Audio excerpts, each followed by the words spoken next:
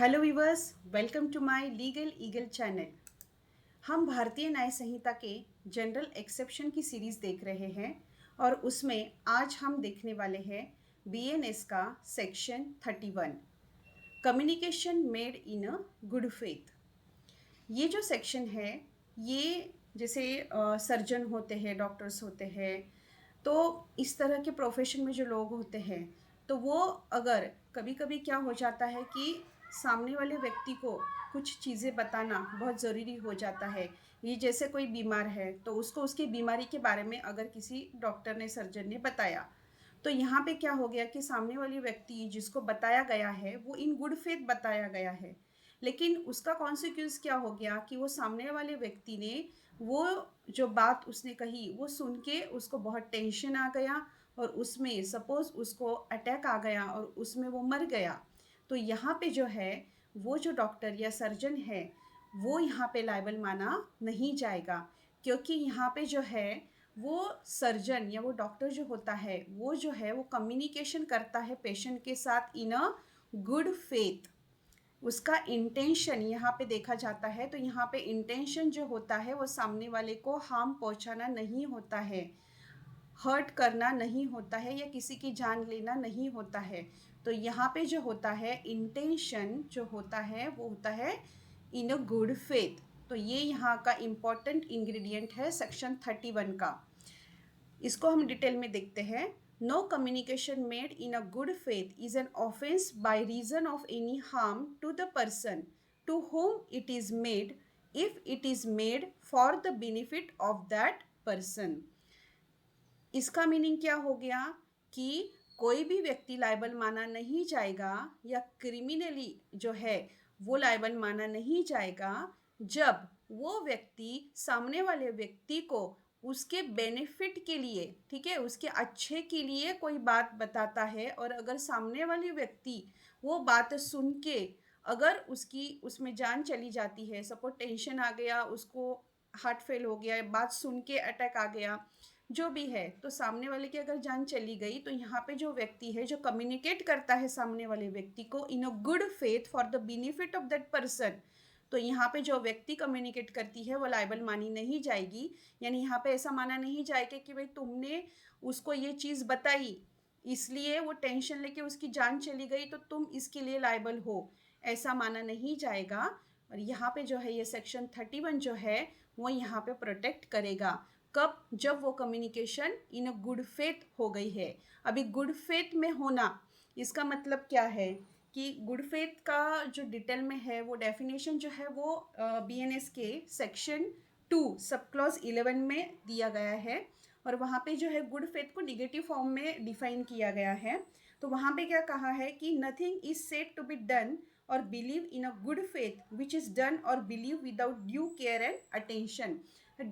तो यहाँ पे क्या बताया गया है वो डेफिनेशन में कि गुड फेथ यानी ऐसी कोई भी जो भी है, यानी किसी ने कोई एक्ट गुड फेथ में किया है, ये अगर मानना है तो वहाँ पे इम्पॉर्टेंट इंग्रेडिएंट क्या आ जाते हैं गुड फेथ के साथ। एक तो वहाँ पे क्या होना चाहिए, ड्यू केयर होनी चाहिए, और सेकंड क्या है, अटेंशन होना चाहिए। तो जब ये चीज़ें वहाँ पे प्रेजेंट नहीं होती तब ऐसा माना जाएगा कि वो जो एक्ट है वो इन अ गुड फेथ किया हुआ नहीं है। इस तरह का जो है वो डेफिनेशन जो है सेक्शन 2 सब क्लॉज 11 में दिया गया है।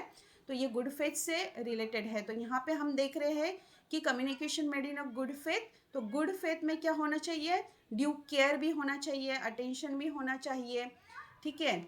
इसको हम डिफाइन करते हैं इलिस्ट्रेशन से। A surgeon in a good faith communicate to patient his opinion that he cannot live. The patient dies in a consequence of the shock. A has committed no offense, though he knew it to be likely that the communication might cause the patient's death. यहाँ पे क्या है कि ए जो surgeon है उसने इन a good faith सामने वाले पेशेंट को उसका ओपिनियन बताया कि उसको इस तरह की बीमारी है कि उसमें उसकी जान भी जा सकती है।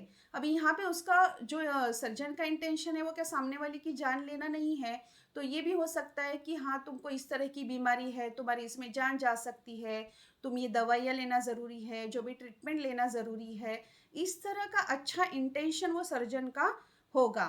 लेकिन यहाँ पे क्या हो गया, पेशेंट ने जो है वो बहुत उसका टेंशन ले लिया और वो जो शॉक की वजह से वो वहाँ पे मर गया, उसकी जान चली गई। तो यहाँ पे जो है ए सर्जन को ऐसे माना नहीं जाएगा कि सर्जन ने वो बात बोली इसलिए वो सामने वाले ने टेंशन लिया और उसकी जान गई। तो यहाँ पे जो है A has committed no offence though he knew it to be likely that the communication might cause the patient's death. और एक एग्जाम्पल देते हैं, doctor tell Vijay that he has serious health problem that need urgent care.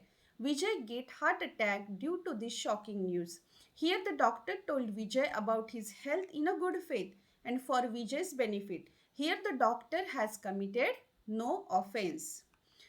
अभी इसको थोड़ा सा detail में explain करके देखते हैं। देखिए कि it provide an exception to criminal liability, जैसे हम एक्सेप्शंस देख रहे हैं, ठीक है। अभी ये जो सेक्शन 31 है ये भी एक एक्सेप्शन है, यानी जहाँ पे सामने वाले की जान जाती है, हर्ट होता है, फिर भी जो है वो व्यक्ति लायबल मानी नहीं जाएगी, तो वो एक्सेप्शन है। ये कब लागू होता है, जब communication made in a good faith.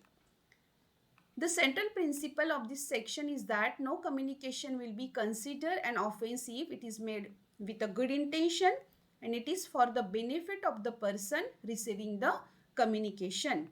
तो गुड इंटेंशन होना ज़रूरी है और सामने वाले पेशेंट के बेनिफिट के लिए, सामने वाले पर्सन के बेनिफिट के लिए बताई गई हुई वो चीज़ होनी चाहिए, ठीक है। वो कम्युनिकेशन का जो इंटेंशन है वो कैसा होना चाहिए, गुड फेथ होना चाहिए, यानी यहाँ वहाँ पे मैलिश इंटेंशन नहीं होना चाहिए, सामने वाले की जान लेने का इंटेंशन नहीं होना चाहिए। Good faith means that the communication is done with honest intention without malice and for the welfare of individual concern. तो ये थे section 31 communication made in a good faith. इसमें इम्पॉर्टेंट चीज़ें जो है या इम्पॉर्टेंट इंग्रेडिएंट जो है वो आपको समझ में आए होंगे। जैसे communication must be made in a good faith, वो इम्पॉर्टेंट है। सेकेंड है communication must be made for the benefit of the person to whom it is made, यानी यहाँ पे सामने वाले के बेनिफिट के लिए वो चीज़ बताई हुई चाहिए। And no intention to cause unnecessary harm, यहाँ पे सामने वाले व्यक्ति को हार्म पहुँचाने का इंटेंशन नहीं होना चाहिए। तो फिर यहाँ पे माना जाएगा कि ये जो कम्युनिकेशन किया गया है वो गुड फेथ में किया हुआ है और वो व्यक्ति लायबल मानी नहीं जाएगी। होप सो आज का लेक्चर आपको समझ में आया होगा। इन केस एनी डिफ़िकल्टी आप मुझे जो भी है DM कर सकते हो, ठीक है। तो आज हमने देखा सेक्शन 31, नेक्स्ट इसमें हम देखेंगे सेक्शन 32। आपको अगर आज का लेक्चर पसंद आया होगा तो लीगल चैनल को लाइक कीजिए, सब्सक्राइब कीजिए। Thank you so much.